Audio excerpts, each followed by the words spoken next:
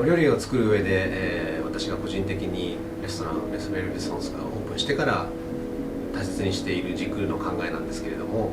その素材を使う時に素材の顔がお客様に見て取っていただけるような、そういう料理を、ずっと心がけてやってまいりました。これが近年もっと濃縮度というか、あるいはお皿のシンプル度というのが増してきまして、より一層お客様にその素材の姿形というのも味と同様にめでていただけるようなお料理が増えてきているような気がします。では今日はこちらルムーランを使った一品を作っていこうと思っています。材料の方はこちらは兵庫県から来たマダイお刺身です。あとは全国のとても素晴らしい生産者の方々から届いた野菜をこのようにレストランではチップにして一番最初にですね、お客様に突き出しとして召し上がっていただくんですけれども、これを作った時にどうしても出てしまう崩れた形のものですね、少量こういうものがどうしても出てしまうんですけれども、これをアップサイクルして野菜のふりかけを作っていこうと思っています。その野菜のパートナーとなるのが本枯節、鹿児島県枕崎金七商店さんというところの素晴らしい本枯節をこちらとルムーランの中で混ぜて使っていこうと思っています。あとは仕上げに柚子をグレーターの方で油と皮の香りを散りばめて、一皿に仕上げていこうと思っています。では最初にまずはふりかけ作りからスタートしたいと思います。では蓋を開けまして、こちらの野菜を入れていきます。で時々鰹節を中に入れながら野菜を入れて、こんな感じでしょうか。蓋をします。お皿の盛り付けのデザインとしては真ん中に、このお刺身を持っていこうと思ってますので、まずはこの目盛りですね、この目盛りが一番細かいところに合わせて真ん中に重点的にこのふりかけを振りかけていきます。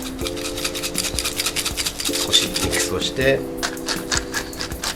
ここがちょうどお魚と味が当たる部分ですね。あとはせっかくのこの野菜の彩りを生かしたいと思いますので、目盛りを一番大きくしまして、はい、これで一番大きくなりました。こうしますとこの姿形がうまく大きく散りばめられたふりかけの完成です。もうこの盛り付けは本当に自由に気ままに置きたいところに置いていって構わないと思いますが、真ん中の方に細かい粒子のふりかけがありますので、この辺りが一番味の当たり方としてはしっかりした味わいが出るんではないかなと思い、真ん中に今お魚を集めています。オリーブオイル、こちらバージンオリーブオイル、これはたっぷりめですね、白身魚なので。柚子のジュース、オリーブオイルの3分の1、4分の1ぐらいの分量です、目安が。最後にグレーターを使って柚子で仕上げていきます。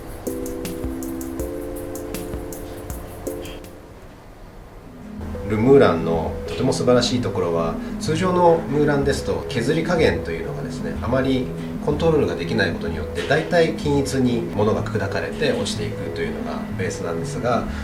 この目盛りが小さいところから大きいところまであることで、味の効果、見た目の効果、もちろんあとは食感の効果を違いで作っていけるというのはすごく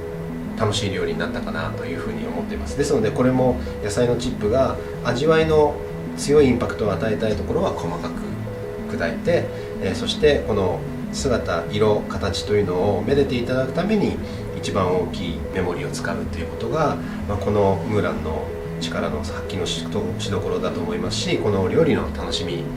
なのかなというふうに思います。